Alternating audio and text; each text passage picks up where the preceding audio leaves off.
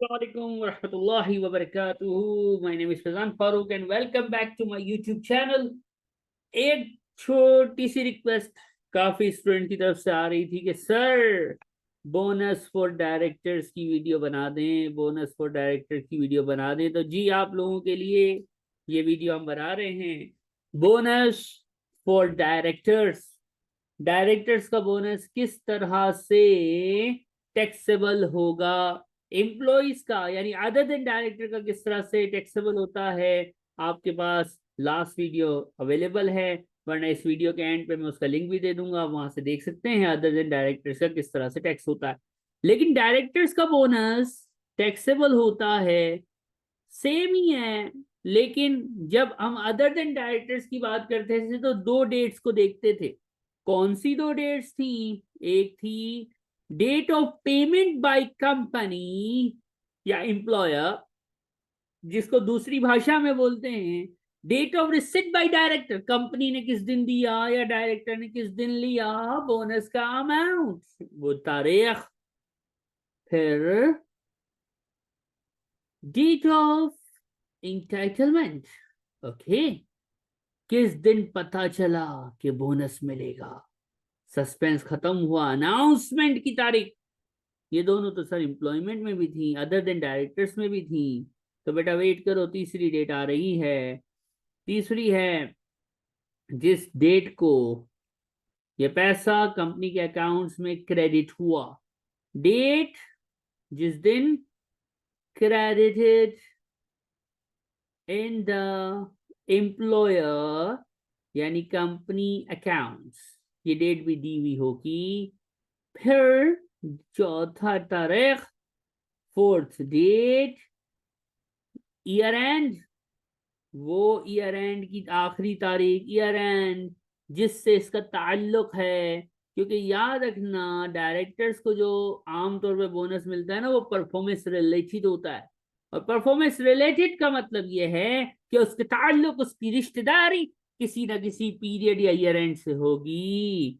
और चौथा तारीख होता है डेट जिस दिन ये अमाउंट जो है ये कैलकुलेट की जाती है। परफॉर्मेंस रिलेटेड है ना, तो किसी दिन बैठ के अकाउंटेंट जो है वो इसको डिटरमाइन करते होंगे। डेट ऑफ डिटर्मिनेशन या डेट ऑफ डिटरमाइन, डिटर्मिनेशन लिख दो। तो ये 5 तारीखें होंगी, पांचों में से जो भी अर्लियर होगी। सर अदर देन डायरेक्टर में दो में से जो अर्लियर होती है उसको टैक्स में बिठा के चेक करते हैं। यहाँ पे इन पांचों में से जो अर्लियर होगी उसको बिठाएंगे, चेक करेंगे टैक्स ईयर में और फिर आंसर निकालेंगे। जैसे कि एग्जाम्पल के लिए एक अदद क्वेश्चन हम लेके आए हैं। दो लोग हैं, एक है जोसेफ और दूसरा है विंसेंट, ठीक है। दोनों एम्प्लॉयड हैं डायमंड में। जे जो है वो डायरेक्टर है, वी जो है वो गरीब आदमी है, डायरेक्टर नहीं है। अब पहले मैं वी के लिए बात करता हूं, विंसेंट की बात करते हैं, ठीक है। विंसेंट माफी, not director. Vincent is not a director my friends, so what should I do? Sir तुसी दो डेट लिखोगे। अच्छा, earlier of what? Date of receipt और डेट ऑफ खबर यानी डेट ऑफ इंटाइटलमेंट। ओके, चले भाई। विंसेंट को 3,000 का बोनस मिला है। ओके, 3,000 पाउंड है, पाउंड। पेड, तारीख है पेमेंट 31 मार्च 2022।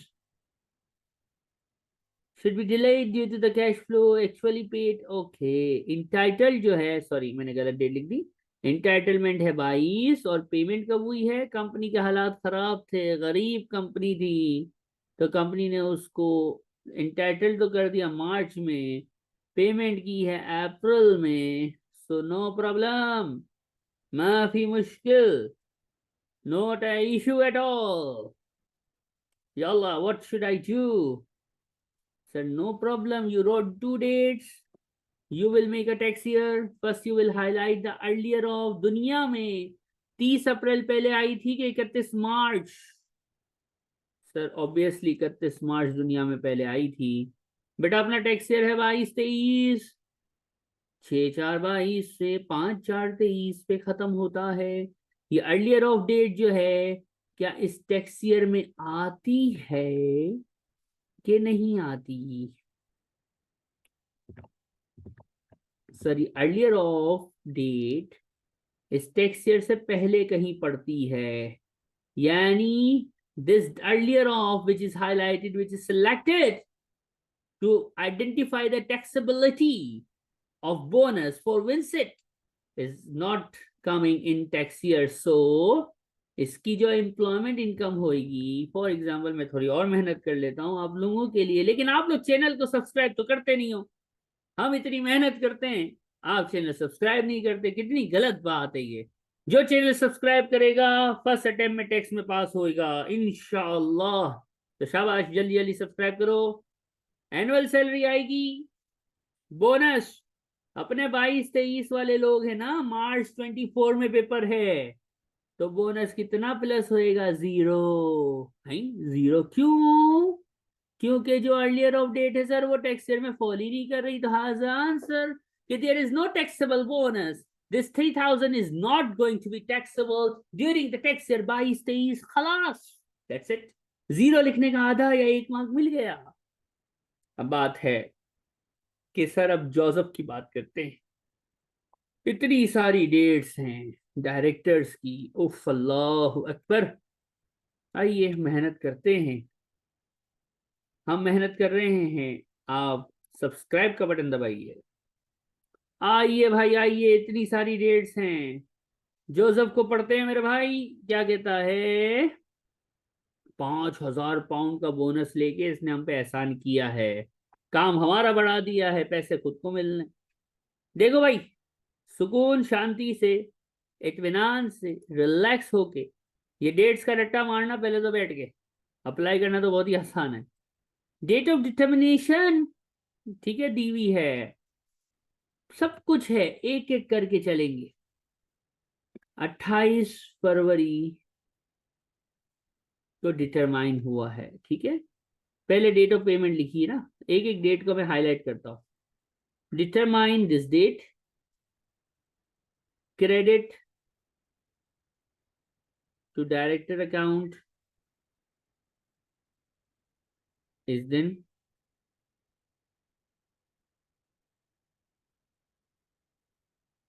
फिर कंडीशन नॉट ड्रॉ, ये इस दिन से पहले पैसे निकाल नहीं सकता था। अच्छा भाई, और फिर क्या है सर? इंटाइटलमेंट है, और एक्चुअल पेमेंट भी अलग से कहीं दी हुई है। इतनी सारी डेट्स, अल्लाह अकबर। आइए एक एक करके इसका पोस्टमार्टम करते हैं। सबसे पहले एक्चुअल पेड, मैं उल्टा चलूंगा, आसान करते हैं ना। एक्चुअल पेड, एक्चुअल पेड मतलब सच्ची मुच्ची में पैसा मिला भाई, पैसा मिला 28 April 2023 which is date of payment. भूल जाओ, भूल जाओ सारी डेट्स को, एक एक डेट पे खड़े रहो जिसकी बात मैं कर रहा हूं। एक्चुअल पेड मतलब डेट ऑफ पेमेंट होती है 28 अप्रैल 2023, ले ली, खलास, कहानी खत्म, इसको साइड करो। आओ दूसरी डेट को देखते हैं, क्या डेट है? 15 अप्रैल वाली डेट है। क्या लिखा हुआ है? इसको हमने पैसे 15 अप्रैल तक दिखे हैं, और आगे इसने क्या लिखा है? इंटाइटलमेंट की ये डेट है। ड्रॉ द बोनस, ये बोनस के पैसे 15 अप्रैल से पहले निकाल नहीं सकता था। कंपनी ने 10 मार्च को इसके अकाउंट में पैसे मूव कराए अकाउंट में, लेकिन ये 15 अप्रैल से पहले पैसे निकाल नहीं सकता था। क्यों नहीं निकाल सकता था? क्योंकि यही इसकी इंटाइटलमेंट डेट थी। देखो इंग्लिश यही लिखी हुई है, राइट और रॉन्ग, यही है ना इंग्लिश, यानी आसान भाषा में कि देखो 10 मार्च को अकाउंट में क्रेडिट हुए, लेकिन कंडीशन थी कि बेटा तू 15 अप्रैल से पहले नहीं निकालेगा। क्यों? ये शर्त रखी थी क्योंकि इधर इंटाइटलमेंट है। अब आप बोलेंगे सर 28 अप्रैल को फिर क्या हुआ है? बेटा उसको खाली हमने ना वो चूरन दिया था, एक होते टोपी दी थी, लारा दिया था, 10 तारीख को उसके अकाउंट में पैसे डाले, बोला भाई 15 तक नहीं निकालना। हमने मूव करवाए पैसे अकाउंट में कंपनी के, और बोला 15 तक तेरे को हम दे देंगे, लेकिन रियल में हमने दिया 28 को। सिंपल। तो एक एक डेट पे जाना। अब आप देखो ये क्या है, 15 अप्रैल, उसके साथ आगे जाके लिखा है ना कि इस दियर डेट ऑफ इंटाइटलमेंट है, बस खलास, this is date of entitlement, tension नहीं लेनी। आपने सेंटेंस को ज्यादा डिटेल में जाके पढ़ना भी नहीं है। आपने ये डेट पढ़ी, पेड की डेट है, लिख दी, खलास। ये डेट पढ़ी, इंटाइटलमेंट की डेट है, खलास, बस ज्यादा टेंशन लोगे दिमाग की नस फट जाएगी।